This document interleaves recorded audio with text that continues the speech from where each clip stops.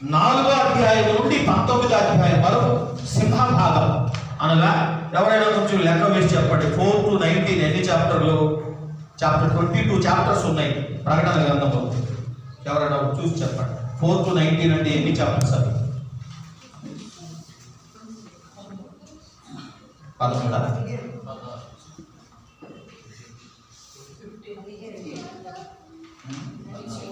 16 16 అధ్యాయం. 16 అధ్యాయాలు, 22 అధ్యాయాలలో 16 అధ్యాయాలు 7 సంవత్సరాల గురించి రాయించాడు.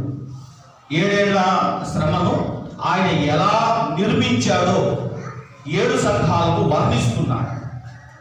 అనగా సంఘమును బాధ పెట్టిన ప్రతి ఒక్కరికి సంఘము ఎత్తబడిన తరువాత 7 సంవత్సరాల పాటు లోకమును, అందుగల విశ్వాసులను అవిశ్వాసులను, మరి ఆనాటి దేవుని విరోధులను 7 సంవత్సరాల పాటు ఏ విధంగా దండిస్తాడో రాయబడిందే 4వ అధ్యాయం నుండి 19వ అధ్యాయము వరకు. సో బైబిల్ ఒకసారి ప్రకటన గ్రంథాన్ని మీ చేతితో ఆ చాప్టర్ ప్రకారంగా మీరు పట్టుకుంటే ప్రకటన గ్రంథము ఏమై ఉంది, దాన్ని ఎలా చదవాలి? మొదటి అధ్యాయము సజీవుడైన క్రీస్తు ఉన్నాడు. 2వ అధ్యాయం నుండి 3వ అధ్యాయం వరకు ఆయన వధువైన సంఘము ఉన్నది. మొదటి అధ్యాయంలో వరుడు ఉన్నాడు. 2వ అధ్యాయము 3వ అధ్యాయంలో ఆయన సంఘము 7 సార్లు 7 రూపాల్లో 7 పత్రికల రూపములో 7 సంఘాల రూపములో ఆయన వధువు అక్కడ ఉంది. 2, 3 అధ్యాయాలు. ఇక 4వ అధ్యాయం నుండి ఒక స్టేజి, ఒక ప్లాట్ఫామ్ వేయబడుతుంది. అదే మీకు ఇచ్చిన చార్టుల్లో పేజీ నంబరు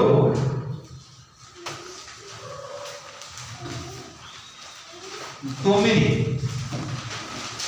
పేజీ నంబరు 9లో 4వ అధ్యాయంలో లోకమును దండించడానికి ఒక సింహాసనము వేయబడుతున్నది.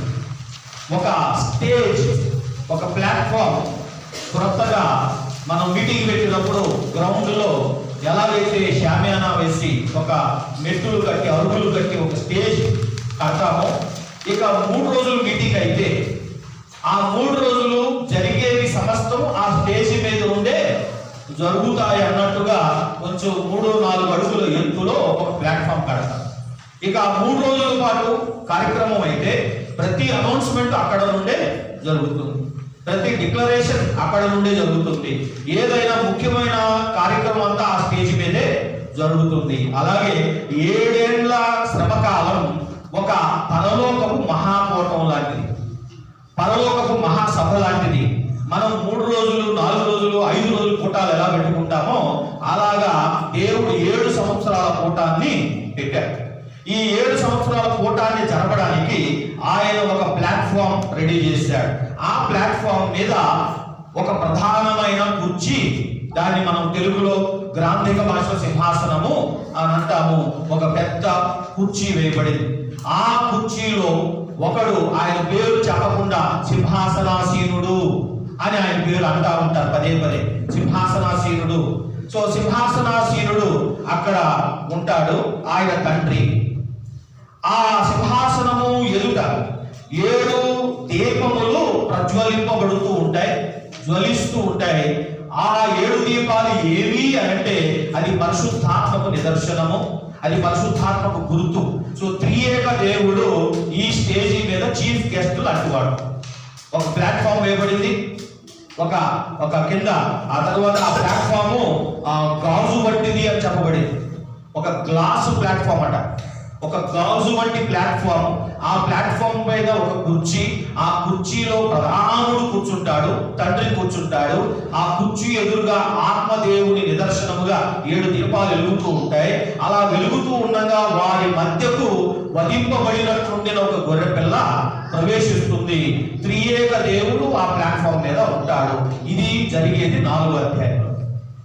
4-5 అధ్యాయాలు ఏమిటి అని అంటే, మనం ఎలాగైతే రేపు పోవడం అంటే రేపు కూటం అంటే ప్లాట్ఫామ్ కట్టడానికి 3-4 రోజుల ముందు నుండే గోతులు తవ్వడం, స్తంభాలు పాతడం, ఏర్పాటు లేఅవుట్లు వేసుకోవడం స్టార్ట్ అయిపోతుంది. 6వ అధ్యాయములో కార్యక్రమం స్టార్ట్. ప్రకటన గ్రంథం 6వ అధ్యాయములో అసలు కార్యక్రమం స్టార్ట్. మొదటి ముద్ర విప్పబడేది అక్కడే.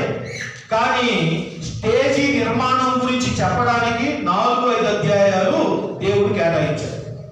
So what are 4 and 5 chapters in book of revolution? 4 and 5 chapters ఏంటి అంటే, ఎలాగైతే స్టేజీ కట్టడానికి మనకు కూడా 2-3 రోజులు పడుతుందో, బైబిల్లో స్టేజీ గురించి చెప్పడానికి 2 అధ్యాయాలు పట్టింది. శ్రమ స్టార్ట్ అవ్వకుండానే, శ్రమలు ఇంకా మొదలవకుండానే స్టేజీ గురించి 2 అధ్యాయాలు ఖర్చు పెట్టబడ్డాయి. సో ఆ విధంగా ఆ స్టేజీ, ఈ స్టేజీ గురించి మీకు ఇచ్చిన స్పైరల్ నోట్స్ లో పేజీ నంబరు నేను చెప్పిన స్థలానికి రండి.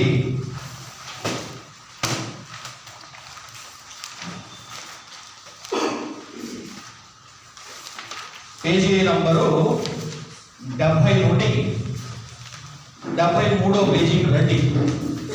70 చూసుకుని 73కు రండి. ఇలా బైబిల్ గ్రంథములో దేవుని కుర్చీని చూసిన వాళ్ళు ఎంతమంది? దేవుని కుర్చీని చూసిన వారు, సింహాసనమును చూసిన వారు ఎంతమంది అంటే పేజ్ నెంబర్ 66 ఒకసారి రండి. పేజ్ నెంబర్ 66 లో ఆ మొదటి అదృష్టవంతుడు ఎవరా అంటే మీకాయా ప్రవక్త. మీకాయా ప్రవక్త మొట్టమొదటగా దేవుని సింహాసనమును చూసినవాడు. ఆ రోజు మీటింగ్ ఎవరి గురించి పెట్టారు? ఆ మీటింగ్ దేని గురించి అంటే ఆహాబును చంపాలి, ఆహాబు ఈ యుద్ధంలో చనిపోవాలి. అతను చనిపోయేటట్టుగా ఎవరు వెళ్ళి అబద్ధపు ఆత్మగా అతని ప్రవక్తల నోట ఉంటారు. ఆహాబు టైం ముగిసిపోయింది. ఆహాబును ఇక వేసేయాలి. ఎందుకంటే అంతకుముందు ప్రాచీన కాలంలో ఒక అబ్బాయి గురించి మీటింగ్ అయింది, గుర్తు చేసుకోండి. పాత కాలంలో ఆయన సంగతి ఏంటి అని బైబిల్లో మీటింగ్ ఆ రోజు యోబు గారి పేరు వచ్చింది. నేను దీన్ని బట్టి ఏమి నమ్ముతానంటే, పరలోకంలో ఇలాగా డైలీ సభ జరుగుతూ ఉండదు. ఆ రోజు ఎస్తేరమ్మ ఎలాగైతే ఆ సింహాసనం ముందుకు వెళ్ళడానికి భయపడిందో, ఆ సింహాసనం మీద ఆయన కూర్చుని రోజు ఏం చేస్తూ ఉంటాడట? తీర్పులు తీరుస్తూ ఉంటాడట. వచ్చిన వారి సమస్యలు తెలుసుకుని ఎవరెవరి పేరు ప్రస్తావనలోకి వస్తుందో ఆ పేరు గల మనిషి ఎవరు, ఏంటి నీ బాధ ఏంటి అని చెబుతాడట అహష్వేరోషు. అంతకుముందు కొంచెం ఆలోచన చేసి సొలొమోను కూడా అలా చేసేవాడు. సొలొమోను దానికోసమే ఒక పెద్ద మందిరం కట్టాడు, ఒక న్యాయస్థానం కట్టాడు. అందులో కూర్చున్నప్పుడు 2 తల్లులు ఒక బిడ్డను తీసుకుని వస్తారు. ఆ విధంగా పరలోకములో కూడా నేనేమనుకుంటానంటే, ఏదో ఒక రోజు మన పేరు వస్తుంది. వచ్చినప్పుడు మీటింగ్ లో ఉన్న వాళ్ళందరూ వేసేయండి అన్నారంటే వేసేస్తారు. మనం ఉంచండి మంచోడు పనికొస్తాడు అన్నారు అనుకోండి, మనం ఇంకో కొద్ది రోజులు బతుకుతాం. మొత్తం మీద యోబు పేరు వచ్చినట్టుగా, ఆహాబు పేరు వచ్చినట్టుగా పరలోకములో ఏదో ఒక రోజు సీరియల్ నంబర్ ప్రకారంగానో జియోగ్రాఫికల్ ఆర్డర్ ప్రకారంగానో మన పేరు వస్తుంది. ఆ పేరు వచ్చినప్పుడు మెజారిటీ స్టాఫ్ ఏమంటారు అనేది, మెజారిటీ కమిటీ మెంబర్స్ ఏమంటారు అనేది మన ఆయుష్ని డిసైడ్ చేస్తుంది అనేది నా నమ్మకం. ఎక్కువగా మన బాడీ గార్డ్సే రేపు సాక్ష్యం చెప్తారు. ఎందుకంటే మరి మీ నమ్మకం ఎలాంటిదో తెలియదు, కానీ మనందరికీ నాకు ప్రత్యేకంగా ఒక పెద్ద స్క్వాడ్ దేవుడు ఇచ్చి ఉంటాడని నేను నమ్ముతాను. దేవదూతల కాపుదల. మనం చేసే మంచి కార్యాలు, నీచ కార్యాలన్నీ ముందు చూసేది వీళ్ళే. రేపు సాక్ష్యం చెప్పేది మన బాడీ గార్డ్లే. కనుక మన బాడీ గార్డు పైకి వెళ్ళి మనం చేసిన సమస్త కార్యాలను రేపు చూసినట్టుగా వాళ్ళు చెప్పేస్తారేమో. మన మీద సాక్ష్యం ఎలా వస్తుందో తెలియదు. మనల్ని ఉండనిస్తారో మనం బ్రతకనిస్తారో. బహుశా మనం ఇంకా బ్రతుకున్నామంటే ఆ మీటింగ్ లో మన పేరు వచ్చినప్పుడు మన గురించి ఎవరో కొంచెం మంచి రిపోర్టు ఇచ్చారని నా నమ్మకం. ఏదేమైనా పైన మీటింగ్లు జరుగుతూ ఉంటాయి. ఆ మీటింగ్ లో భూమి లోకములో మనుషుల పేర్లు ప్రస్తావనలోకి వచ్చి మనుషుల గురించి డిస్కషన్ పైన అవుతా ఉంటుంది. ఒకప్పుడు యోబు గురించి డిస్కషన్ అయింది. తర్వాత మీకాయా కాలంలో అదే మీటింగ్ లో ఆహాబు గురించి డిస్కషన్ వచ్చింది. ఆ తరువాత అలాంటి కుర్చీని చూసిన వాడు తర్వాత యెషయా చూసిన కుర్చీ ఇంకా పెద్దది, అత్యున్నత సింహాసనం అట, మోస్ట్ హై అని అక్కడ చెప్పబడింది. సో ఈ కుర్చీ డిజైన్ కొంచెం డిఫరెంట్. సో ప్రతిసారి దేవుడి సింహాసనం యొక్క డిజైన్ మారుతుంది, దాని రూపము, దాని దర్శనం మారుతుంది.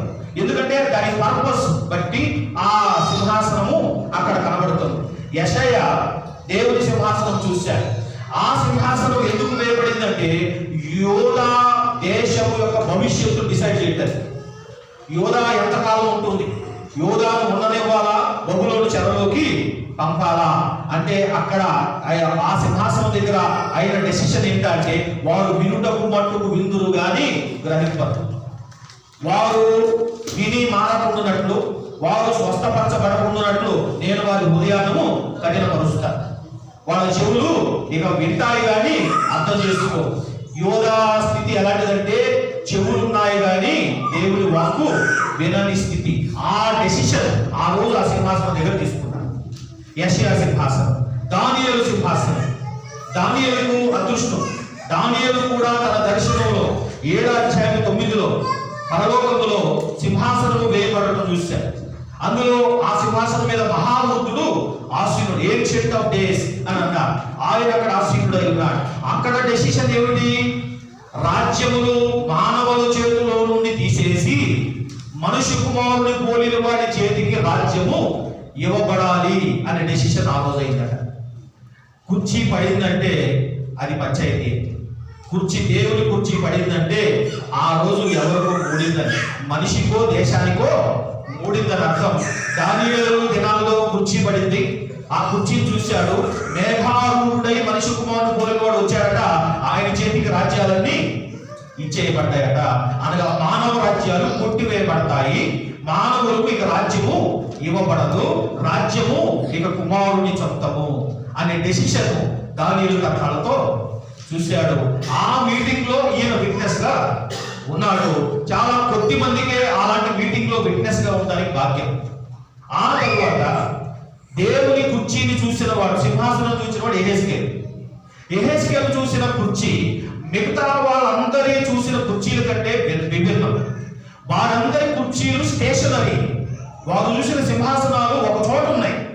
యెహెజ్కేలు చూసే కుర్చీ ఇది మొబైల్, ఇది కదిలేది. దీనికి కింద మొబిలిటీ ఉంది, దీనికి చక్రాలు ఉన్నాయి, దీనికి దేవదూతలు ఉన్నారు, వారికి రెక్కలు ఉన్నాయి, చక్రం లోపల చక్రాలు ఉన్నాయి, వాటి ఒంటి నిండా నేత్రాలు ఉన్నాయి. అవి ఒక పలకను పట్టుకుని ఉన్నాయి. ఆ పలక 4 మూలలా 4 దేవదూతలు ఉన్నారు. ఆ పలక పైన దేవుడి కుర్చీ ఉంది. ఆ కుర్చీని మోసుకుంటూ ఇవి తిరుగుతా ఉన్నాయి. దేవుడు కదులుతున్నాడు. అవి కదిలినప్పుడల్లా పెద్ద శబ్దం వస్తుందట. యెహెజ్కేలు చూసిన దర్శనం, దేవుడు కదులుతున్నాడు, దేవుని కుర్చీ కదులుతుంది. యెహెజ్కేలు అలా చూస్తే చివరి వాడు బైబిల్లో దేవుని సింహాసనం చూసిన వాడు పేజీ నంబర్ 69లో యోహాను యేసుక్రీస్తును బైబిల్లో 2 రూపాల్లో చూశాడు. యోహాను బైబిల్లో ప్రకటన గ్రంథంలో యేసు ప్రభువును 2 రూపాల్లో చూశాడు. పునరుత్థానుడైన క్రీస్తు మొదటి రూపము మానవ రూపం. మొదటి అధ్యాయం ఒకసారి చూడండి. మొదటి అధ్యాయంలో 9వ వచనములో 13వ వచనం చదవండి. 7 సువర్ణ దీప స్తంభముల మధ్యన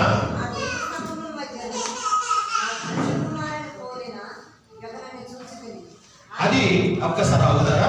పేజీ నంబర్ 46 ఈ నోట్స్ లో, పేజీ నంబర్ 46 యేసు ప్రభువును చూసిన మొదటి రూపం 7 దీపస్తంభాల మధ్యన సంచరించుచున్న వాడు. ఆ దర్శనం వేరు, ఈ సింహాసన దర్శనం వేరు. ఈ సింహాసన దర్శనం దగ్గర యేసుక్రీస్తు రూపము 5వ అధ్యాయం 5వ వచనంలో ఉంది. ఒక్కసారి ఎవరైనా 5వ అధ్యాయం 5వ వచనం చదవండి. ఆ పెద్దలలో ఒకడు ఏడవకు, ఇదిగో దావీదుకు దిగులైన యూదాగోత్రపు సింహము 7 ఆ గ్రంథమును విప్పుటకై జయము పొందెనని నాతో చెప్పెను.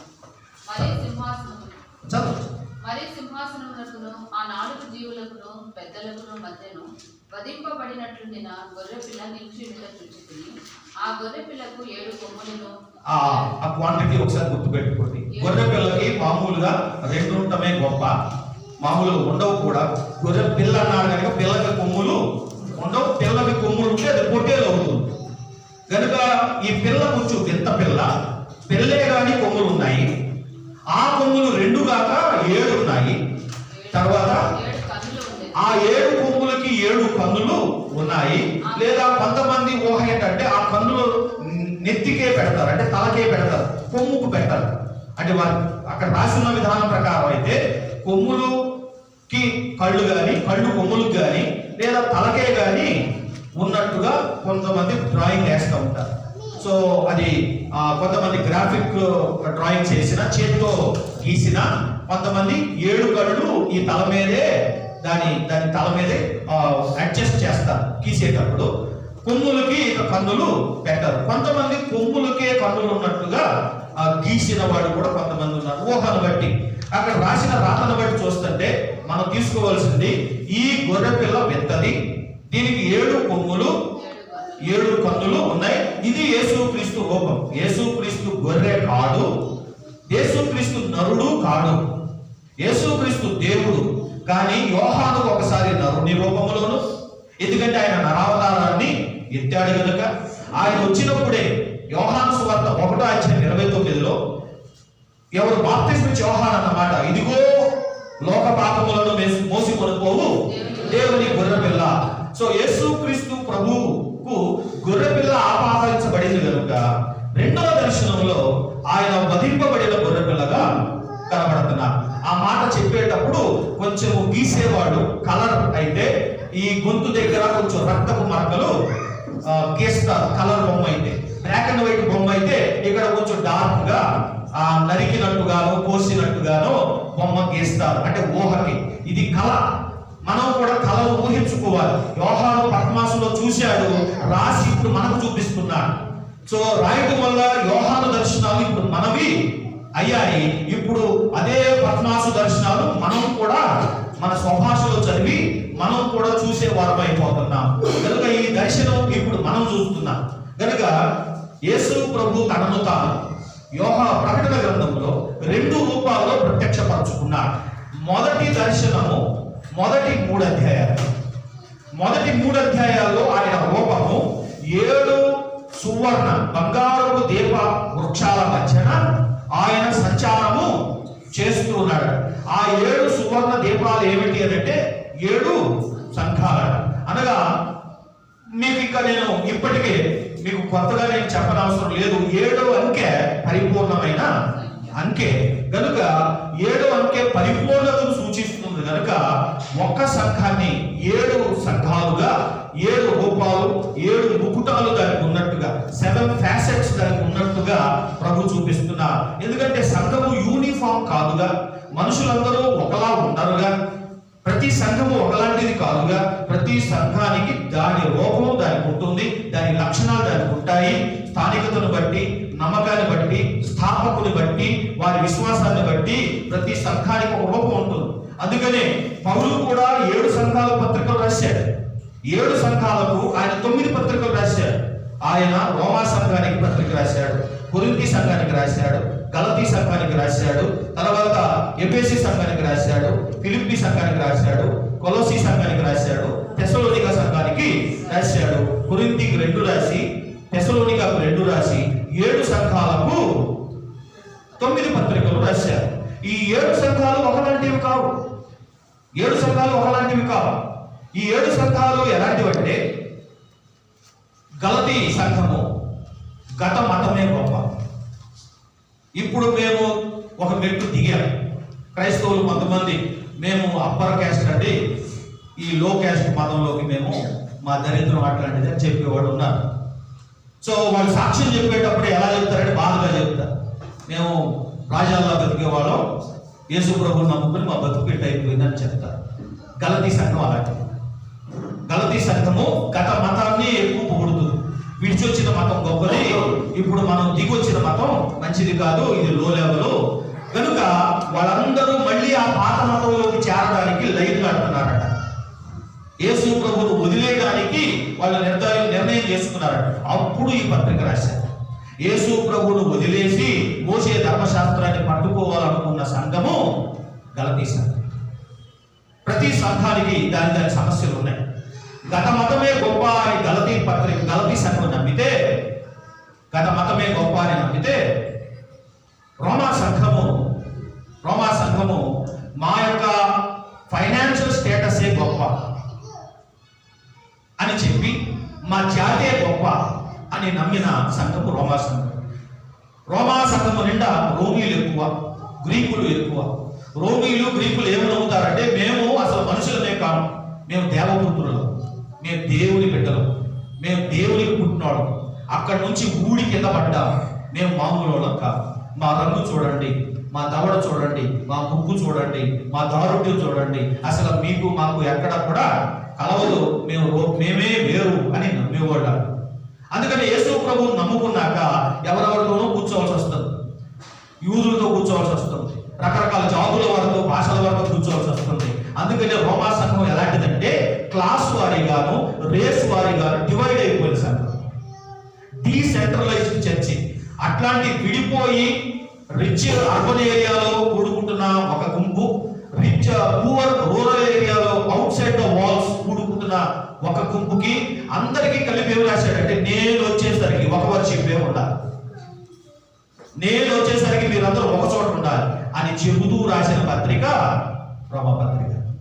విడిపోయిన సంఘానికి జాతుల వారీగా, ఆస్తుల వారీగా విడిపోయిన సంఘం రోమా సంఘం. ఆ తరువాత ఇటు ఎఫెసీ సంఘం, కొలోసి సంఘం, ఫిలిప్పీ సంఘం, ఈ మూడు ఎలాంటి? ఈ మూడు సంఘాలు ఎలాంటి అంటే, ఎఫెసీ సంఘం ఏమో దెయ్యాలకు భయపడే సంఘం. దెయ్యాలంటే భయం. అందుకని యేసు ప్రభు కంటే వాళ్ళు దెయ్యాలకే ఎక్కువ భయం చూపేవాడు. దెయ్యాలే గొప్పవని, దురాత్మలే పెద్దవని, వాటికే ఎక్కువ శక్తి ఉందని నమ్ముతున్నారు. ఎందుకో మీకు గుర్తు చేసుకుంటే అపోస్తుల కార్యం 19:19లో మొదటి చర్చ్ మెంబర్స్ మాంత్రికులు. వాళ్ళు గ్రంథాలు కాల్చి యేసు ప్రభువులోకి వచ్చారని రాస్తారు. సో వాళ్ళు డైలీ బేసిస్ గా దురాత్మలతో డీలింగ్స్ చేసేవారు కనుక వాళ్ళకు దురాత్మల శక్తి తెలుసు. యేసు ప్రభు అంట, నజరేయుడంట, వడ్రంగంట, ఎక్కడో ఉంటాడంట అని అంటే వీళ్ళకి యేసు ప్రభు అసలైన సృష్టికర్త అయిన దేవుడు అనే గ్రహింపు లేదు. ఆయన నరుడు అనుకుంటున్నారు, ఒక మామూలు ప్రవక్త అనుకుంటున్నారు, దెయ్యాలే గొప్ప అనుకుంటున్నారు, దెయ్యాలే గొప్ప అని రోజు చర్చిపోతున్నారు. వాళ్ళ మనసులో మాత్రం యేసు గొప్పగా. సో ఎఫెసీ పత్రిక ఎందుకు రాశాడంటే, యేసే గొప్ప. ఆయన ప్రతి ఆధిపత్యము కంటేనో, ప్రతి శక్తి కంటేనో, ప్రతి నామము కంటేనో, ఈ యుగమందును రాబో యుగమందును ఏ పేరు ఉంటే ఆ పేరన్నిటి కంటే పైగా ఉండి సమస్తానికి శిరస్సు అయి ఉండి సమస్తమైన పాదాల కింద ఉన్నాయి అని చెబుతూ రాసిన పత్రిక ఎఫెసీ పత్రిక. అప్పుడు కానీ వాళ్ళకు కనువిప్పు కలగలేదు. మనము సాతానుతో పోరాడాలి, వాళ్ళతో భయపడకూడదు, మనం ఈ సర్వాంగ కవచం ధరించుకోవాలి అని ఎఫెసీకి సర్వాంగ కవచం రాశాడు. ఇటు ఎఫెసీ సంఘము దెయ్యాలకు భయపడేదైతే, కొలసీ సంఘం దేవదూతలను పూజించే సంఘం. కొలసీ సంఘం దే వర్షిప్ ఏంజెల్స్. నీకు ఆ అబ్బాయి 38 years నుంచి ఆ బెథెస్డా పాండ్ దగ్గర ఉంటున్న అబ్బాయి గుర్తున్నాడు కదా, అక్కడ హీలింగ్ ఎట్లా వస్తుంది? ఎప్పుడో ఒక దేవదూత వచ్చి సడన్ గా కలకల చేస్తే ముందు ఎవరో దూకుతారో వాళ్ళకి వస్తారు. ఆ రోజుల్లో అలాంటి దేవదూతలు ఉండే. వాళ్ళు ఆ దేవదూతల్ని వర్షిప్ చేస్తారు. దేవదూత ఆరాధన అని రాసి ఉంటుంది కొలసీ పత్రికలో. వాళ్ళ మనసులో ఏంటంటే యేసు ప్రభు నరుడు కంటే దేవదూతలు గొప్ప కదా అనే సెన్సేషన్ లో వాళ్ళు ఉన్నారు. అలాంటి వారికి ఆయన ఆది సంభూతుడు, ఆయన వలనే అన్నీ కలిగాయి అని 1:17 రాసి ఆ యేసు క్రీస్తే గొప్ప అని చెప్పాలి. ఏ సంఘం మంచిది? ప్రతి సంఘానికి దాని సమస్యలు ఉన్నాయి. యేసు ప్రభు ఏం చేశారంటే 10, 15, 20, 30, 50, 100 రకాలు చేయకుండా ఆయన రెడ్యూస్ చేసి 7 సంఘాలుగా ప్రకటన గ్రంథంలో దాన్ని మార్చారు. ఫిలిప్పీ సంఘం చాలా గొప్ప సంఘం. ఫిలిప్పీ సంఘము గవర్నమెంట్ జాబ్ హోల్డర్స్ అందరూ, రోమన్ గవర్నమెంట్ ఎక్కువగా రిటైర్డ్ ఆఫీసర్స్, వాళ్ళ ఛాతి మీద వాళ్ళ భుజాల మీద నక్షత్రాలతో ఉండి రిటైర్ అయిన వాళ్ళందరూ పెద్ద పెద్ద హోదాల్లో ఉండి పెన్షన్ తీసుకుంటున్న వాళ్ళు. అలాంటి చర్చికి, అన్ని చర్చిల కంటే ఆ చర్చికి పాస్టర్ అవడం చాలా నరకం. ఎందుకంటే నేనే గొప్ప ప్రతి ఒక్కరు. సో ఎఫెసీ సంఘం ఏంటంటే, ఇప్పుడు ఎఫెసీ సంఘం దెయ్యాలే గొప్ప, ఇటు కొలోసీ సంఘం దేవదూతలే గొప్ప, ఫిలిప్పీ సంఘం ప్రతివాడు నేనే గొప్ప, నేనే గొప్ప, నువ్వు నన్ను చూడాలి, నువ్వు నన్ను సన్మానించాలి, నన్ను పట్టించుకోవాలి అని కూర్చున్నవాడు ప్రతి ఒక్కడూ యేసు ప్రభువే, ప్రతి ఒక్కడు దేవుడే. ప్రతి చర్చ్ మెంబర్ నేనే గొప్ప అంటాడు. నా ర్యాంక్ పెద్దది, నా క్యాడర్ పెద్దది, నా బ్యాచ్ గొప్పది, నేను ఆ యుద్ధం గెలిచాను, నేను ఆ కోటను గెలిచాను అని వచ్చి చర్చిలో వచ్చి కూర్చున్నావు. వాళ్ళకి ఏం చెప్పాడంటే, మీకంటే పెద్దోడు ఆయన స్వయాన దేవుని రూపంలో ఉండి, ఆ దేవుని రూపంలో ఉండటం అది విడిచిపెట్టకూడని భాగ్యమని ఎంచుకొనక తనను తాను రిక్తులుగా చేసుకుని భూమి మీదకి వచ్చాడు. మీరు ఆయన కంటే పెద్దోళ్ళ, అంత పెద్ద ఆయనే తగ్గించుకుని దాసుల రూపంలోకి ఎందుకు వస్తే మీరు ఏ పాట వాళ్ళు, మీరు తగ్గండి అని చెప్పి రాసిన గ్రంథమే ఫిలిప్పీ పత్రిక. ఏమనబోతున్నానంటే, 7 సంఘాలు పౌలు రాసిన సంఘాలు ఉత్తమ సంఘాలేవి కావు. సంఘము బలహీనమైంది, సంఘము స్త్రీ. పౌలు సంఘాన్ని అవ్వతో పోల్చాడు. 2 కొరింథీ 11 సర్పము ఎలాగైతే అవ్వను మోసపుచ్చిందో మిమ్మును కూడా మోసపుస్తుందేమో అని చెప్పి ఒక్కడే పురుషునికి కన్యకగా మిమ్మల్ని ప్రదానం చేశారు, మీరు కూడా మోసపోతారేమో అని నేను భయపడుతున్నాను. స్త్రీతో పోల్చబడింది, స్త్రీ బలహీనత కనుక 7 సంఘాలైన ఆసియాలో ఉన్న, చిన్న ఆసియాలో ఉన్న యేసు ప్రభు రాస్తున్న పత్రికల్లో కూడా ప్రతి సంఘానికి దాని సమస్యలు ఉన్నాయి. అయితే నీ మీద ఒక తప్పు మోపవలసి ఉంది. నీతో ఒక సమస్య వచ్చింది. మొదట నువ్వు నన్ను ప్రేమించినట్టుగా ఇప్పుడు లేవు, నువ్వు నన్ను విడిచేసావు, నన్ను మర్చిపోయావు. అయితే నీకు ఒక సమస్య ఉంది. నువ్వు నికోలాయితులకు ఆశ్రయము కల్పించావు, వాళ్ళను లోపలికి రాణించావు. దానివల్లే నిన్ను మందలించాల్సి వస్తుంది. నీలో యెజబెలు ఉన్నది, నీలో బిలాము బోధ ఉన్నది. ఒక్కొక్క సంఘాన్ని అగ్ని జ్వాలల వంటి నేత్రాలతో చూసి ఆ సంఘాన్ని స్కానింగ్ చేసి 7 సంఘాల పత్రికలు ఏమిటంటే ప్రతి సంఘం యొక్క సిటీ స్కాన్ రిపోర్ట్ అది. ఆయన వాళ్ళేమంటే బయటికి మా సంఘం లాంటి సంఘం లేదు అని అనుకుంటున్నారు వాళ్ళు. యేసు ప్రభు ఆ సంఘాల బండారం బయటపెట్టారు. అసలు విషయం స్కాన్ చేసి మీరు ఈ తప్పు చేస్తున్నారు, మీరు ఈ తప్పు చేస్తున్నారు, మీరు కొంచెం పర్వాలేదు, మీరు ఇంకా పర్వాలేదు, కానీ మీరు ఇంకా దారుణంగా ఉన్నారు.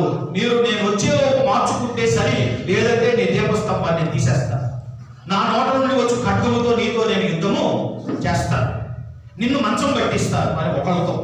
ఆ విధంగా 7 సంఘాలు ఎలాంటివి అంటే, ఈ రోజు కూడా భూమి మీద ప్రతి గ్రామంలో, ప్రతి నగరంలోనూ బహుశా ఎక్కడ సంఘాలు ఉంటాయో ఈ 7 సంఘాల్లో ఏదో ఒక రక సంఘము మనకు ఎదురవుతూ ఉంటుంది. ముందు బాగా ప్రేమించి తర్వాత విడిచిపెట్టిన సంఘాలు కొన్ని ఉంటాయి. ముందున్న పట్టు తర్వాత ఉండదు. కొన్ని ఏమో దుర్బోధలకు అమ్ముడు పోయిన సంఘం, దుర్బోధకుల్ని ఆశ్రయించి చేర్చుకున్న సంఘం, వాక్యమేంటో సత్యమేంటో అసత్యమేంటో తెలియకుండా ఉన్న సంఘం ఒకలాంటిది. సో మొదటి దర్శనం ఏమిటి అంటే, యేసు ప్రభు తన పెళ్లి కుమార్తె కొరకు రాబోతున్నాడు. ఎక్కడ వస్తాడు ఆయన? 19వ అధ్యాయంలో వస్తాడు. 19వ అధ్యాయంలో పెళ్లి కుమార్తె ఉంది, చూస్తారు ఒకసారి. ఆమె ఎక్కడుందో గుర్తుపట్టి చెప్తారా? 6వ వచనంలోనో 7వ వచనంలోనో ఉంటుంది. 19, 6, 7 వచనాలు.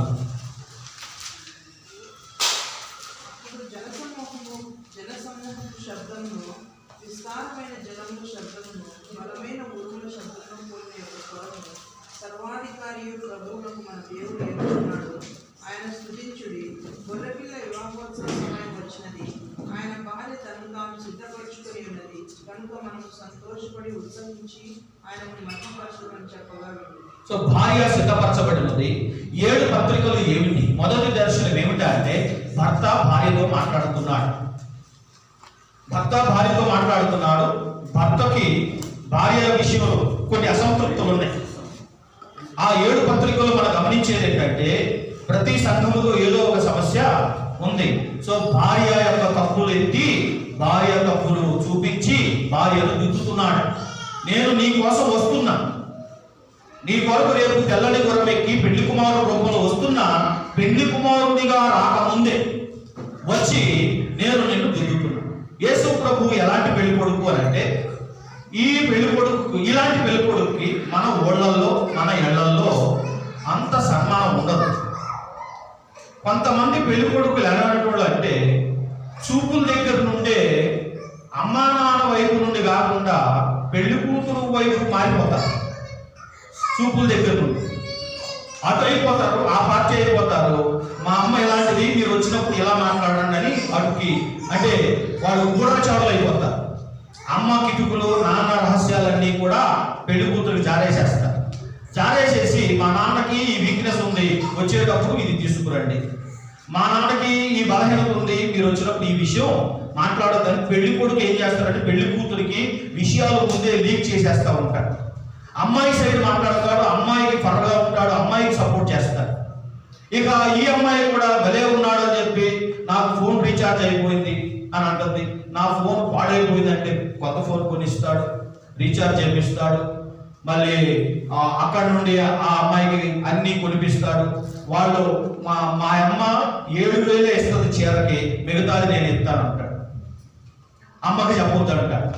ఇలాంటి పెళ్లి కొడుకు దొరికిపోయాడు అనుకోండి, ఇంట్లో వాళ్ళందరూ తిడతారు.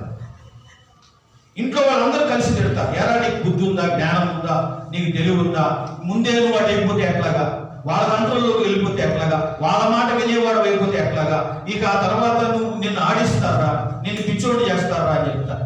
యేసు ప్రభు అక్షరాల అలాంటి పెళ్లి కొడుకే. ఆయన ఏం చేశాడంటే పరలోకంలో ఉండకుండా ముందే పెళ్లి కూతురు దగ్గరకు వచ్చేసాడు. పెళ్లి కూతురికి పరలోక విషయాలన్నీ ముందే లీక్ చేసేసాడు. తండ్రి ఎలాంటివాడో చెప్పేశాడు, ఆత్మ ఎలాంటివాడో చెప్పేశాడు, పైకి వెళ్తే ఎలా ఉంటుందో కూడా ముందే చెప్పేశాడు. పైగా పెళ్లి కూతురు కొరకు ఎన్నెన్నో చేశాడు, చివరికి ప్రాణం కూడా పెట్టేశాడు. ఈ పెళ్లి కొడుకు వచ్చి తేడా, భార్య కొరకు ప్రాణం పెట్టిన పెళ్లి కొడుకు. ఎందుకంటే ఈ పెళ్లి అసమానుల మధ్యన జరిగే పెళ్లి. నేను చెబుతున్నట్టుగా మన ఊళ్ళలో కూడా అసమానుల మధ్యన పెళ్లి జరిగేటప్పుడు పెళ్లి కొడుకు కొన్నిసార్లు మాత్రమే అటు ఫర్ అయిపోతాడు. ఆ ఫ్యామిలీ మీద జాలి వచ్చేసి, ఆ అమ్మాయి మీద జాలి వచ్చేసి, వాళ్ళు కొంచెం మంచి ఫ్యామిలీ లాగా ఉన్నారని చెప్పేసి మా అమ్మ నాన్న కఠినులు అని తెలిసేసుకుని కొంచెం ముందే అటువైపుకి ఒక దారి పెట్టుకుని వాళ్ళకి రహస్యాలన్నీ ముందే లీక్ చేసి, మా ఇంట్లో ఇలాంటి డిస్కషన్ అవుతుంది, ఎంత అడగాలనుకుంటున్నారు, ఇలా చేయాలనుకుంటున్నారు, మీరు దానికి సైలెంట్ గా ఒప్పుకోండి, ఆ తర్వాత నేను వేరే ఏర్పాట్లు చేస్తానంటాడు. అలాంటి పెళ్లి కొడుకు యేసు ప్రభు అక్షరాల మన వైపుకి వచ్చేసాడు. ఎందుకు అంటే ఈ పెళ్లి ఎలాంటిదంటే మామూలుగానే పేదవాళ్ళకి ధనికులకి పెళ్లి అయితే అది అసమాన పెళ్లి. చదువుకున్న అబ్బాయికి చదువులేని అమ్మాయికి జరిగితేనే చాలా గొడవలు అవుతాయి. అలాంటప్పుడు యేసు ప్రభువుకి వధువైన సంఘమైన మనకు పెళ్ళంటే ఆయన దైవజాతి, మన నరజాతి. అస్సలు పెళ్లి చూపులు సెట్ అవ్వదు. ఆయన చూపులకు వచ్చాడంటే ముందు మనల్ని కాల్చేస్తాడు. చూపుల దగ్గరే చచ్చిపోతాం మన పనికిరం. అసలు చూసి పెళ్లి చేసుకుంటే మాత్రం ఆయన ఎప్పటికీ చేసుకోలేడు. నచ్చడానికి పెళ్లి కూతుళ్ళు ఏమీ లేదు.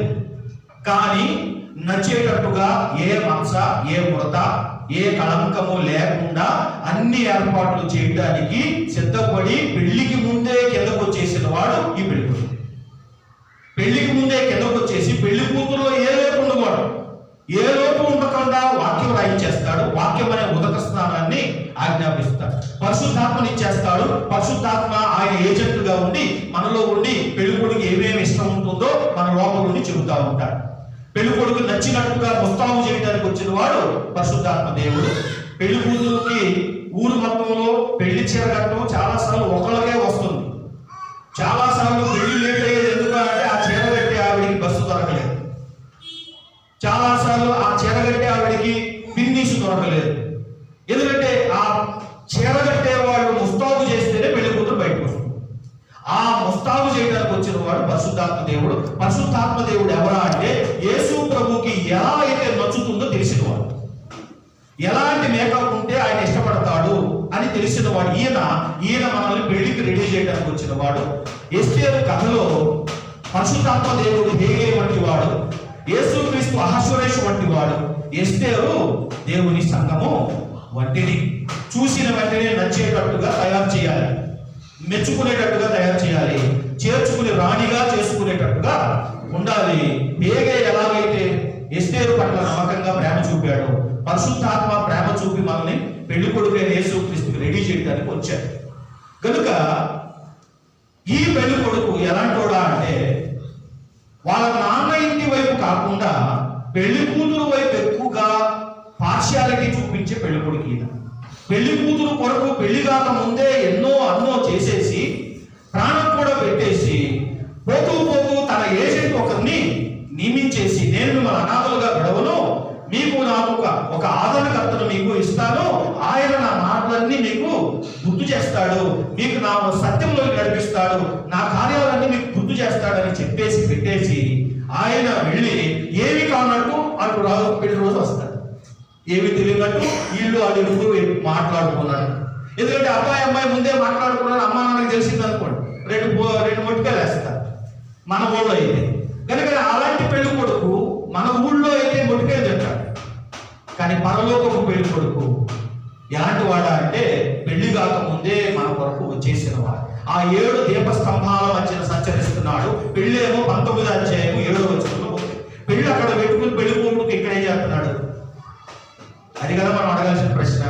పెళ్లి 19వ అధ్యాయం 7వ వచనంలో పెట్టుకుని భార్య ఆ రోజు ముస్తాబై వస్తుందంటే భార్య దగ్గరికి ముందే 7 దీపస్తంభాల మధ్యన సంచరిస్తూ ప్రతి సంఘానికి దాని లోటుపాట్లు ఎత్తి చూపి ఏమంటున్నాడంటే, ఈ దిద్దుకుంటే మీరు నాతో ఉంటారు, ఇవి ఉంటే మీరు నాకు నచ్చరు, ఇవి ముందే. కొంతమంది పెళ్లి కొడుకులు ముందే హింట్ ఎవరు, డైరెక్ట్ గా పెళ్లి క్యాన్సర్.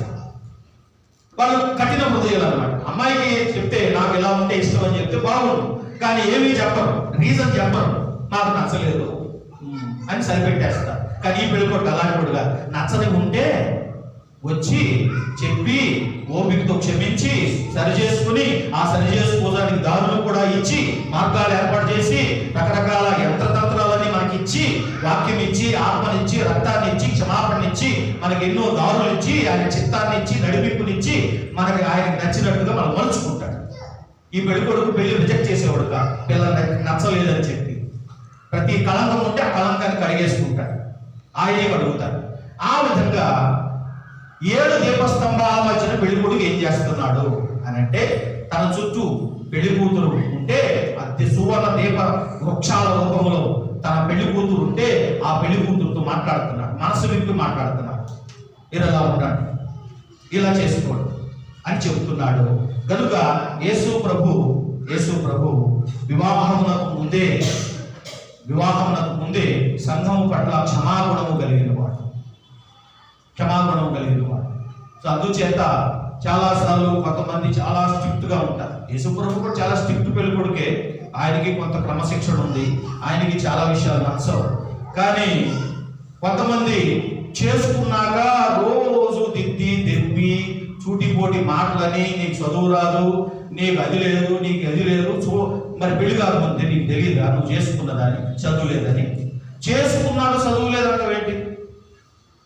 కనుక యేసు ప్రభు ఎలాంటి వాడు అంటే, చదువు లేదా, పెళ్లి కాకముందే ఎక్కడ 10th కట్టించాలో కట్టించి, ఇంటర్ కట్టించాలో కట్టి చదివి చేసుకుంటాడు. యేసు ప్రభు అలాంటి వాడు.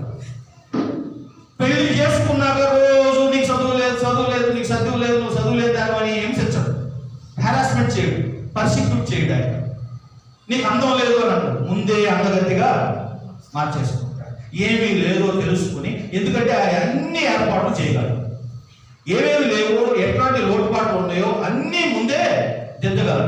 ఈ లోకపు పెళ్లి కొడుకులు ఏ లోపం ఉందో అదే పట్టుకుని, వీక్నెస్ పట్టుకుని రోజు దెబ్బి పొడుస్తారు. నీకు అది లేదు, నీకు ఇది లేదు, మీ వాళ్ళకి అది లేదు, మీ ఇంటి వాళ్ళకి ఇది లేదు, మీరు ఎలాంటి వాడు, మీరు తక్కువ వాడు, మీరు నీచులు, మీరు చదువు లేనివాడు, మీరు అందం లేనివాడు అని చెప్పి రోజు దెబ్బుతారు. యేసు ప్రభు చేసుకుని నరకం చూపించేవాడు కాదు, చేసుకుని రోజు నరకం చూపించే పెళ్ళికొడుకు కాదు.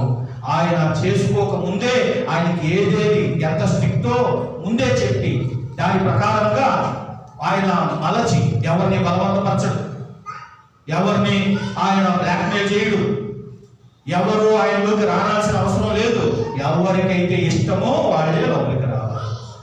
వధువు సంఘ సభ్యులుగా ఎవరు బలవంతంగా లాక్కొని రాబడరు. వాళ్ళు ఇష్టంగా ఎవరైతే వస్తారో ఆ ఇష్టంగా వచ్చిన వాళ్ళకి తన ఇష్టంగా ఉండేటట్లుగా మార్చుకోమని చెప్పేవాడు ఈ పెళ్లి కొడుకు. సో మొదటి దర్శనంలో ఏం జరుగుతుంది? దిద్దుబాటు జరుగుతుంది. పెళ్లి కాకముందే పెళ్లి కొడుకు పెళ్లి కూతురు దగ్గరకు వచ్చేసరికి మా నాన్నకి ఇలా ఉంటేనే ఇష్టం, ఎందుకంటే నేనే మార్గము సత్యము జీవము, నేను తప్ప. ఆ వాక్యం కొంచెం పూర్తి చేస్తారా?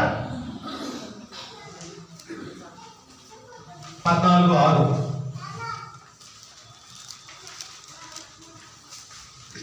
అప్పుడు వారి యొక్క దూతను చూసి యోహాను 14:6.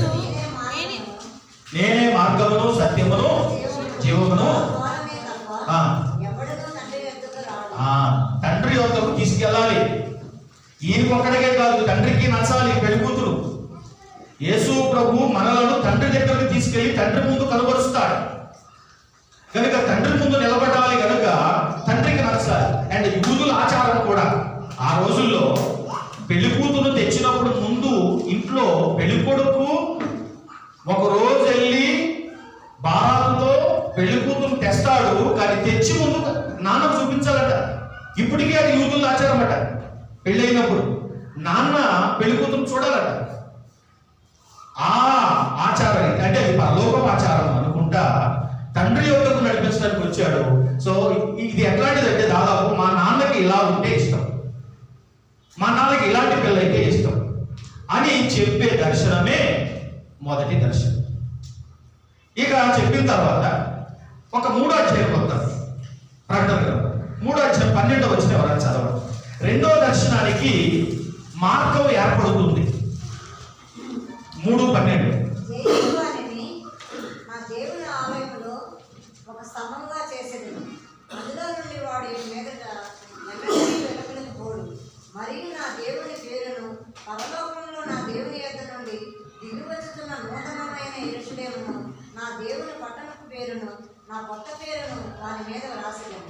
ఈ వచనం యొక్క ఈ వచనం మనకి ఏం చెప్తుందంటే పెళ్లి కొడుకు కొంచెం ఆత్రం ఎక్కువ. ఆత్రం ఏంటంటే ఉండబట్టలేక యోహానుకి ఇంకా నూతన యెరూషలేము చూపించలేదు. నూతన యెరూషలేము చూపే అధ్యాయం 22వ అధ్యాయం, ఆఖరి అధ్యాయం. 21వ అధ్యాయం 22వ అధ్యాయంలో చివరిగా యోహాను కూడా చూపిస్తాడు. ఇంకా నూతన యెరూషలేము రూపం ఎలా ఉంటుందో కనుపరచబడలేదు. ఈ పెళ్లి కొడుకు ఆత్రం ఆగక పెళ్లి కూతురికి ముందే ఆ ఇన్ఫర్మేషన్ కూడా లీక్ చేసేసాడు. ఏమంటాడంటే, మీరు కనుక నాకు మా నాన్నకి నచ్చినట్టుంటే మీరు ఆ సిటీలో ఉంటారు, మీరు నా పట్టణంలోనికి ప్రవేశిస్తారు, నూతన యెరూషలేము సభ్యంతో నేను మీకు ఇస్తాను, మీరు ఆ పట్టణ వాసులుగా చేయబడటానికి ఈ ప్లానింగ్ అంతా, ఈ రక్షణ ప్రణాళిక అంతా ఏంటంటే రేపు పెళ్లి కూతురుగా ఉన్న మీరు నాకు నచ్చినట్టు ముస్తాబైన మిమ్మల్ని అందరినీ ఎత్తుకుపోయి వృత్త భూమి మీదకి దిగి వచ్చుతున్న నూతన యెరూషలేము లో నివాసం ఉండేటట్టు చేసేదే నా ఒరిజినల్ ప్లాన్. కనుక నేను ఇప్పుడు చెబుతున్న మాట సీరియస్గా తీసుకోండి. నా తండ్రి చాలా పెద్ద ప్లాన్ చేసి ఉన్నాడు. ఆ పెద్ద ప్లాన్ లో మీరు చేరాలి, మీరు ఉండాలి. మీరు యెజబెలు ప్రేమించి, నికోలాయితులను ప్రేమించి, బిలామును ప్రేమించి ఆ బోధను ఫాలో అయితే మా డాడీ ఒప్పుకోడు, నేనే ఒప్పుకోను అసలు అని చెప్పడానికి వచ్చాడు పెళ్ళికొడు. చెప్పేసి ప్రకటన గ్రంథం యొక్క క్లైమాక్స్ కూడా లీక్ చేసేసాడు. నూతన యెరూషలేము సంగతి అది గ్రంథం ప్రకారంగా అతి రహస్యమైన సంగతి, ఎప్పుడో చూపించాల్సిన దర్శనం అది. ఆ దర్శనం చూపకుండానే మాట రూపంలో చర్చికి చెప్పేశాడు. సో చర్చి యొక్క గోల్ ఏంటి? చర్చి యొక్క గోల్ ఏంటి? ఇలా చెప్తాను వినండి. ప్రకటన గ్రంథంలో 2 మహాపట్టణాలు ఉన్నాయి. ప్రకటన గ్రంథంలో 2 మహాపట్టణాలు ఉన్నాయి. ఒక పట్టణం దేవుడు కడుతున్నాడు, క్రీస్తు కడుతున్నాడు. మరొక పట్టణం అంత్యక్రీస్తు కడుతున్నాడు. ఆ పట్టణము, దాని రూపం, దాని దర్శనము ప్రకటన గ్రంథం 17వ అధ్యాయంలో 18వ అధ్యాయంలో రాసి ఉంది. ప్రకటన గ్రంథం 17లో 18వ వచనం ఒకసారి చదవండి ఎవరైనా. మరియు నేను చూసిన ఆ స్త్రీ భూరాజుల నేలు ఆ మహాపట్టణమే. ఆ మహాపట్టణమే, ఆ మహాపట్టణమే. ఈ పట్టణము ఒక స్త్రీతో పోల్చబడింది. అలాగే నూతన యెరూషలేము కూడా మహాపట్టణం. అది ఎక్కడ ఉంది? ప్రకటన గ్రంథం 21వ అధ్యాయం.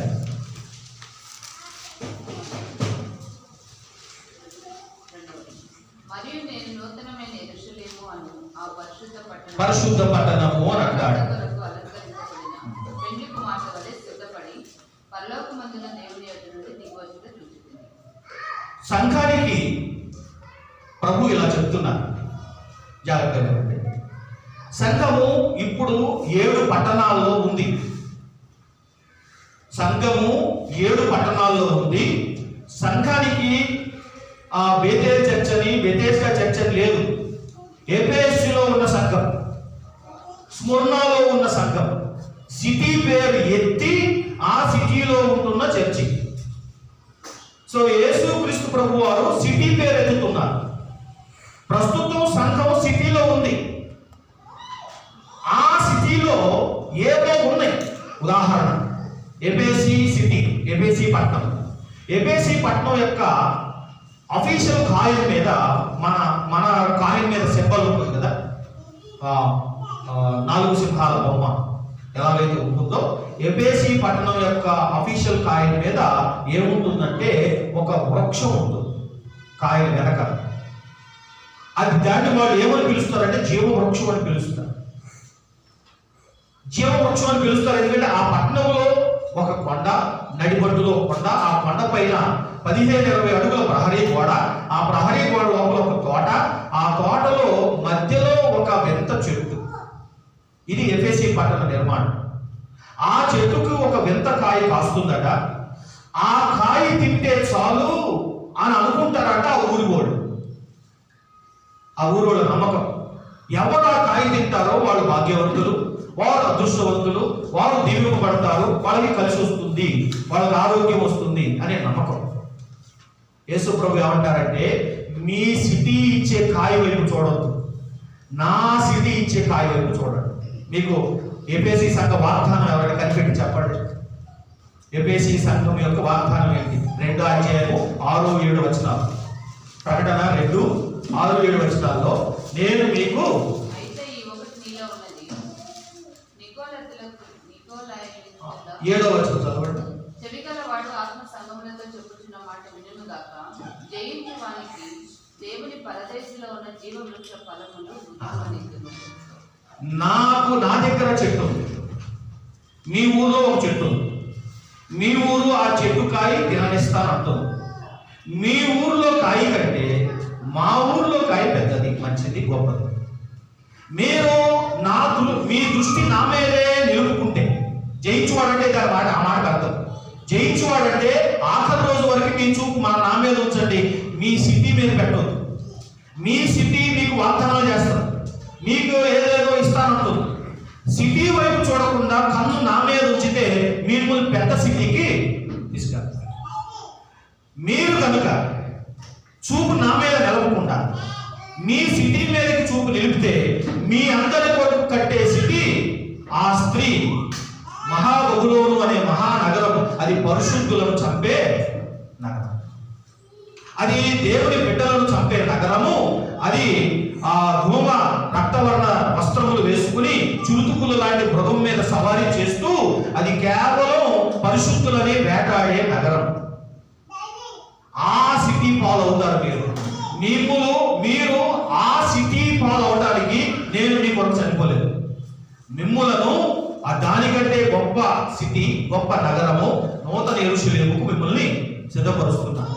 So already locally and geographically ప్రతి చర్చి ఒక నగరానికి చెందింది. ఏదో ఒక నగరానికి, ఒక పల్లెకు, ఒక పట్టణానికి చెందిందే. ఆ నగరములో, ఆ పల్లెలో, ఆ పట్టణములో ఏదో ఒక వింత గొప్ప ఉంటుంది. ఆ జిల్లాలో, ఆ రాష్ట్రంలో వారు ఏదో ఇస్తారు, అక్కడ ఏవో గొప్ప విషయాలు ఉంటాయి. మరొక ఉదాహరణ, స్ముర్ణ సిటీ యొక్క గొప్పతనం ఏంటంటే యాన్యువల్ ఫంక్షన్స్ ఉంటాయి, వాళ్ళకి యాన్యువల్ ఊరేగింపులు ఉంటాయి. ప్రతి ఇయర్ ఊరేగింపులో స్ముర్ణలో ఏం చేస్తారంటే ముగింపు, ఆ ఊరేగింపులు, ఆ యొక్క ఆ ఆటల పోటీలు అన్నిటి ముగింపులో ఒక సన్మాన కార్యక్రమం ఉంటుందట. సుమారు 100-150 మెట్లు ఉండే ఒక పెద్ద ఒక కోట లాంటిది ఉంటుందట. వాళ్ళు ఆ ముగింపు రోజు ఊరంతా ఆ కోట ముందు సభ తీరితే ఆ ఊరి కొరకు ఆ సంవత్సరం మంచి చేసిన వాడు, మేలు చేసిన వాడు, ఉత్తమ పౌరుడుగా జీవించిన వారికి ఒక కిరీటం ఇస్తారట. ఏంటా కిరీటం అండి? ఆ 150 అడుగులు మెట్లు ఎక్కి పైకెళ్ళి ఆ కిరీటం తీసుకోపోతే వాళ్ళు ఏం చేస్తారంటే ఒలీవ చెట్టు యొక్క లేత కొమ్మని 2-3 చుట్లు అల్లి అది తీసుకొచ్చి నెత్తి మీద పెడతారట. అదే కిరీటం. దానిని వాళ్ళు కూడా జీవ కిరీటం అని పిలుచుకునేవాడు. ప్రభు ఏమంటున్నారు స్ముర్ణ సంఘముతో? జయించు వానిని రెండవ మరణము ఏ హాని చేయదు, వానికి నేను జీవ కిరీటము ఇస్తాను. సో స్ముర్ణ సంఘానికి ఏం చెప్తున్నారంటే మీ ఊర్లో వచ్చే కిరీటం కంటే గొప్ప కిరీటం నా దగ్గర ఉంది. మీరు కేవలం చూపు నా మీద పెట్టండి, నన్నే మీ ధ్యాసలో ఉంచుకోండి, నన్నే చూడండి. మీ ఊరి వైపు, ఆ ఊరిచ్చే ఘనత వైపు మీరు చూడదు. కనుక ప్రతి పత్రిక పట్టణం పేరెత్తి ఆ పట్టణములో ఉంటున్న మీరు ఆ పట్టణములో ఉన్న వాటి వైపు చూడొద్దు, నా వైపు చూడండి. నన్ను మీరు పెళ్లి చేసుకోబోతున్నారు, నాకు మీరు ప్రదానం చేయబడ్డారు కనుక మీ ధ్యాసలో నేను ఉండాలి, మీ మనసులో నేను ఉండాలి. ఆఖరి వరకు నమ్మకంగా ఉండండి, ఓపికగా ఉండండి.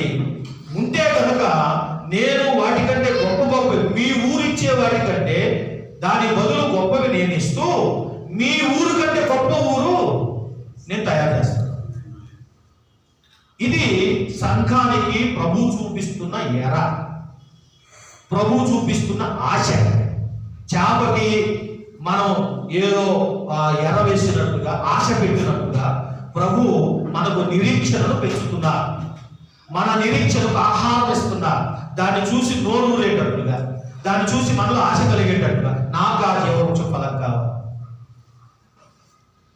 పెర్గమా సంఘం ఎలాంటిదంటే, పెర్గమా సంఘం బలహీనత విగ్రహార్పితాల బలహీనత. అందులో ఉన్నవాళ్ళు నికోలాయితులు, బిలాము బోధకులు ఏం చెప్తున్నారంటే మందిరానికి వెళ్ళండి, మీ వర్క్ షాపులకు వెళ్ళండి, అక్కడ ఏం జరిగితే దానిలో పాల్గొనండి, నో ప్రాబ్లం. అక్కడే ఇక్కడే. సోమవారమే, ఆదివారమే. ఆదివారం ఇక్కడ ప్రసాదం తీసుకోండి, రొట్టె ద్రాక్ష రసం ధారాళంగా తీసుకోండి. అక్కడికి వెళ్తే వాళ్ళు ఏది పెడితే అది కూడా తీసుకోండి, అది వేరు ఇది వేరు అని చెప్పి వాళ్ళు ఆ నగరాల్లో ప్రసాదాల వైపు ఎగబడుతున్నారు. ప్రసాదాలకు ఎగబడుతున్న ఆ విందు భోజనాలకు ఏర్పాటు చేసి ఆ దేవత నిమిత్తం బలులర్పించిన పెద్ద ఎడ్లు, మేకలు, పొట్టేళ్ల మాంసం తినడానికి ఆత్రపడుతున్న సంఘానికి ఇచ్చిన వాగ్దానం మీరే చూడండి. మీకు దాచబడిన మన్నాను ప్రభు ఏమంటాడంటే మీరు దేని ప్రసాదం చూసి నోరు ఊరుతుందో దానికంటే గొప్ప ప్రసాదం నా దగ్గర, నేను అది మీకు ఇస్తాను. మీ చూపు నా మీద పెట్టండి. మీ ఊర్లో ఏది గొప్ప దాని మీద ఫోకస్ చేయొద్దు. దానికంటే బాగులాంటి ఊరు నేను తయారు చేస్తున్నా, దానికంటే గొప్ప ఆహార పదార్థాలే కానీ ఆ గొప్ప ఈవులే కానీ నేను ఇస్తాను. మీరు నా మీద మనసు పెట్టండి. ప్రతి పత్రిక ఎలా రాస్తున్నాడంటే ప్రతి సంఘం యొక్క బలహీనత దాని నగరమే, అది ఏ నగరములో ఉనికి ఉంటుందో ఆ నగరమే దాని ముప్పు, ఆ నగరమే దాని బలహీనత. నగరం ఎలాంటిదంటే మామూలుగా మీకు తెలిసినట్టుగా మన ఇల్లు కట్టుకుంటే మనం ఇంటి నిండా నచ్చిన వస్తువులు, ఆహార వస్తువులు అన్నీ పెట్టుకొని పడుకుంటే రాత్రంతా నైట్ డ్యూటీ చేస్తున్నట్టుగా పందికొక్కులు ఇంటి చుట్టూ తిరుగుతూ ఉంటాయి. వాటికి ఎవరో డ్యూటీ ఇచ్చినట్టు. వాటికి ఏం కావాలి అంటే చిన్న సందు కావాలి, మన ఇంట్లో చొరబట్ట. అవి ఓపికగా రోజు కొంచెం కొరికి చిన్న సొరంగం, చిన్న దారి, చిన్న కన్నం చేసుకుంటూ వాటి ఆశ ఏంటంటే మనం పెట్టుకున్న ఆహారం, మనం తయారు చేసుకున్న ఆహారం దానికి వాసన బయటికి గుమ్మగుమ్మ వచ్చేస్తుంటుంది, దానికి అవి కావాలి. ప్రతి ఊరిలోనూ పెర్గమా సంఘములో ఏం చెప్పబడిందంటే, సాతాను సింహాసనం ఉన్న స్థలములో నీవును కాపురం ఉన్నావని నేను ఎరుగుదును. ప్రతి నగరములో సాతాను కాపురం ఉన్నది. ఆ ఊరిలోనే యేసు ప్రభు కూడా కాపురం పెట్టాడు. ప్రతి ఊరిలో సాతాను కాపురం ఉంటున్నాడు. అదే ఊరిలో యేసు ప్రభు కూడా తన పెళ్లి కూతురును ఉంచాడు. అక్కడ యేసు ప్రభు కాపురం కూడా ఉంది. తన ఇంటి వారికి ఏం చెప్తున్నాడంటే, ఆ సాతాను కాపురస్తులు అది ఒక పెద్ద గుంపు, పందికొక్కుల గుంపు, అది దోమల గుంపు, ఏగల గుంపు, దురాత్మల గుంపు. అవి మీ ఇళ్లలోకి, మీలోకి, మీ చర్చిలోకి చొరబడటానికి ఎప్పుడూ చూస్తూ ఉంటాయి. మీ ఇల్లు జాగ్రత్త, మీ తలుపులు జాగ్రత్త, మీ కిటికీలు జాగ్రత్త అని చెప్పేదే ఈ 7 పత్రికల దర్శనం.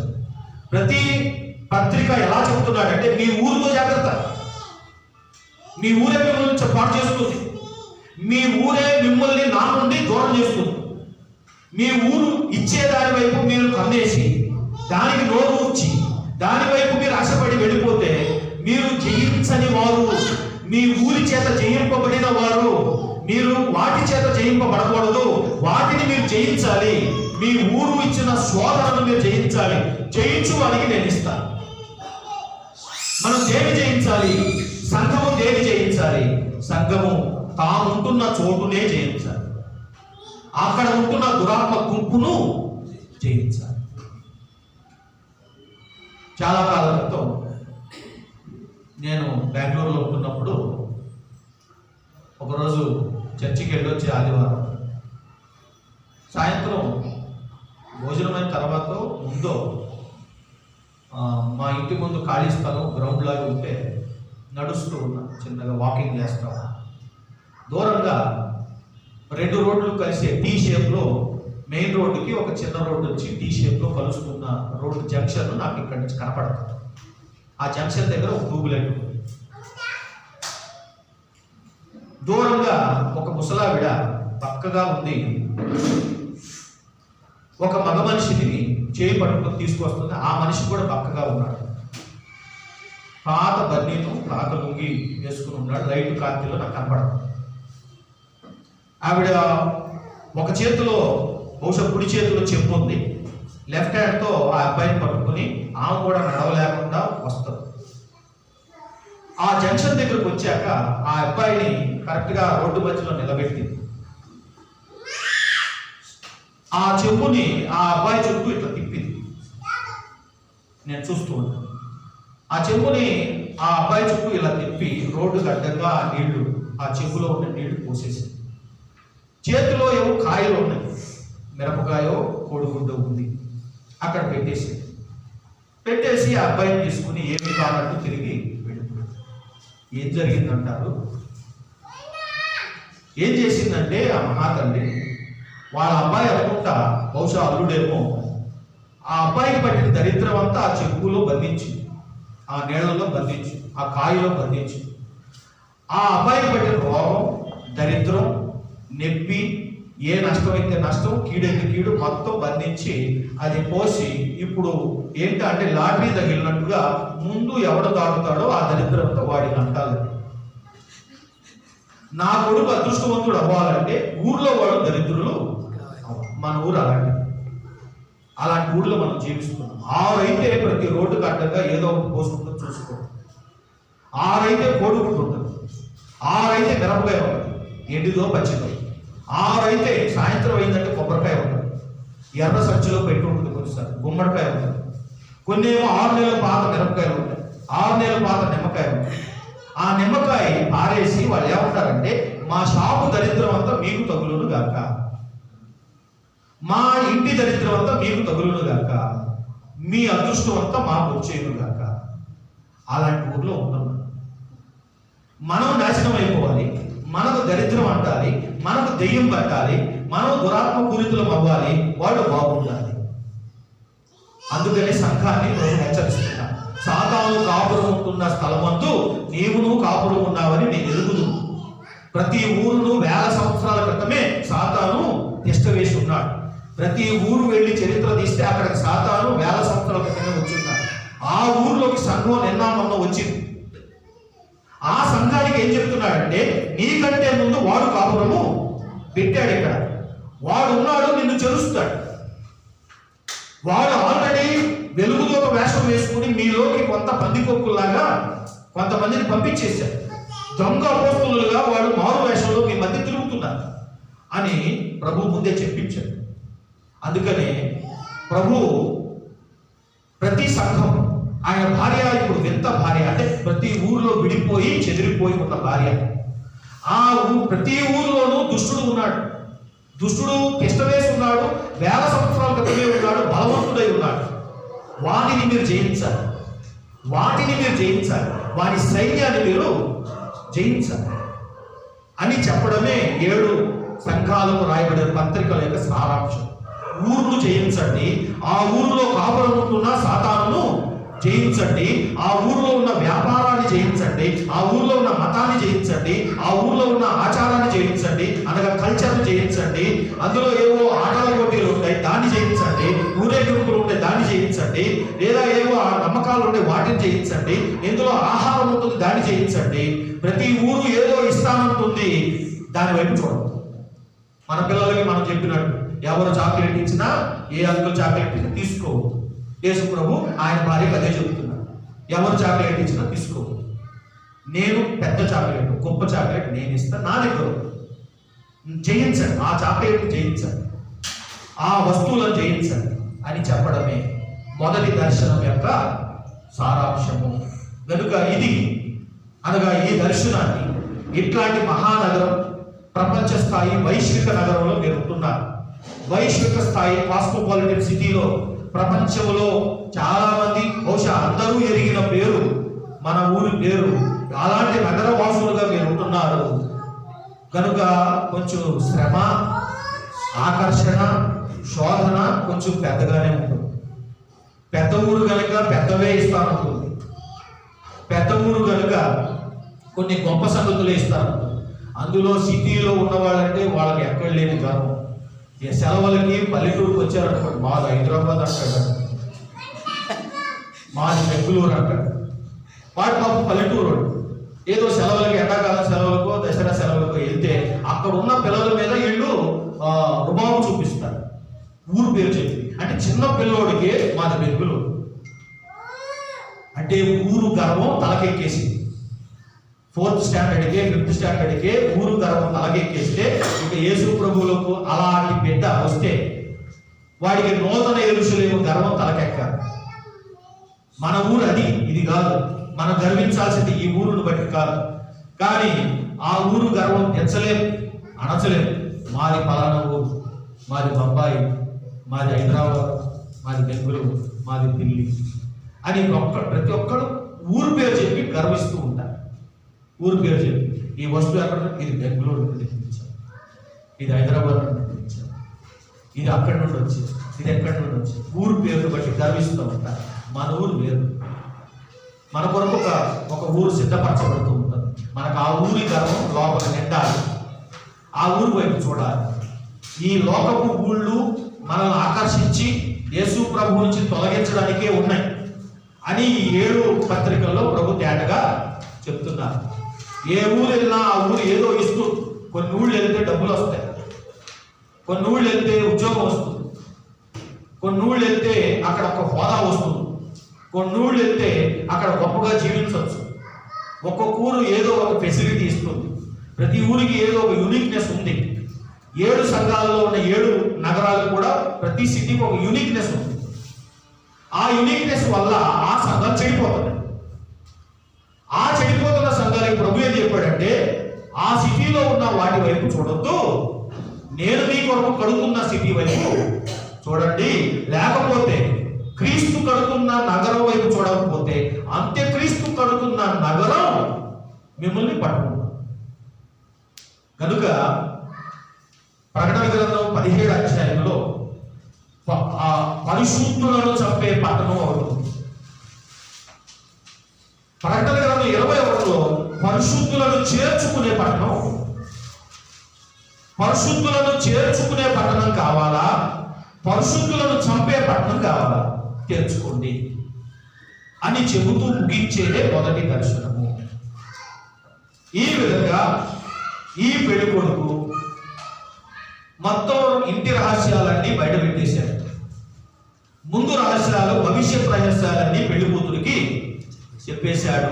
ప్రకటన గ్రంథం మొత్తం రాసి 7 సంఘాలకి పంపమన్నాడు. మొదటి దర్శనం మాత్రమే కాదు, రెండవ దర్శనం కూడా పెళ్లి కూతురికే పంపాలి. యోహాను అది రాసి ఎవరికి పంపాలి? మళ్ళీ ఎఫెసీకి, స్మరణకే పంపాలి. ఆ విధంగా ఈ పెళ్లి కొడుకు ఎలాంటి వాడు అంటే, ఇలాంటి పెళ్లి కొడుకుకి మన ఊళ్ళలో గౌరవం ఉండదు. ఇంటి రహస్యాలని లీక్ చేసేవాడు. పెళ్లి కూతురు పార్టీ అయిపోయి, పెళ్లి కూతురు ఇంటి వైపు అయిపోయి అంతా అటు మాట్లాడే పెళ్లి కొడుకుకి పెద్ద గౌరవం ఉండదు.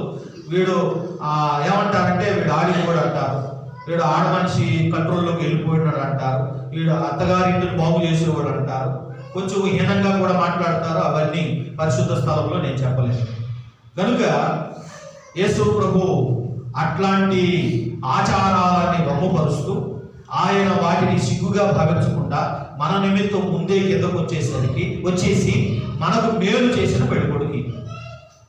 అట్లాంటి పెళ్లి కుమారులను పొందుకున్నందుకు మనందరము దేవునికి స్తోత్రం చెల్లిద్దాం. హల్లెలూయా, హల్లెలూయా, హల్లెలూయా.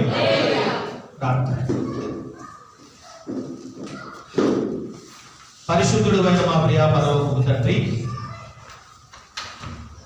నీకు వినబడకుండా మేమేం మాట్లాడలేదు, నీకు కనబడకుండా మేమేం చేయలేము. నువ్వు మా మధ్య నుండి సమస్తము చూస్తున్నావు, అన్నిటినీ వింటున్నావు, అందరినీ గమనిస్తున్నావు. నీవు సర్వాంతర్యామి అయిన సర్వజ్ఞాని అయిన పెళ్లి కుమారుడు, నీవు ఇమ్మానుయేలు గనుక ప్రభువా, మా బలహీనతలు ముందే చూసి మాకు ముందే చెప్పి వాటిని ముందే మాకు పాస్టర్ గారి ద్వారా వాక్యంలో హెచ్చరించి, ఆత్మ ద్వారా హెచ్చరించి, కళలు దర్శనాల ద్వారా మాకు హెచ్చరించి, మా కళంకాన్ని మేము కడుక్కుని నగరపు శోధనలో పడిపోకుండా, రేపు వివాహ దినముకు మేము పొగొట్టుకోకుండా ఆ వివాహములో పాలిభాగస్తులు మగ్గునట్లుగా మా తప్పులు క్షమించి, మా పాపాలు క్షమించి, మా విధేయతలు క్షమించి, మా అపరాధములు క్షమించి, మా అపవిత్రతలు క్షమించి, మా యొక్క ప్రతి దోషమును మన్నించి ఆ దినమున ప్రభుత్వములు చేర్చుకోమని నజరేయుడైన యేసు నామములో ప్రార్థించి వేడుకొనుచున్నాను మా తండ్రి, ఆమేన్. మన పరమతండ్రి దేవుని ప్రేమ, కుమారుని కృప, పరిశుద్ధాత్మ అన్యోన్య సహవాసం ఇది మొదలు ప్రభు వచ్చు వరకు మనందరికీ సదా తోడై ఉండును గాక. ఆమేన్. అందరూ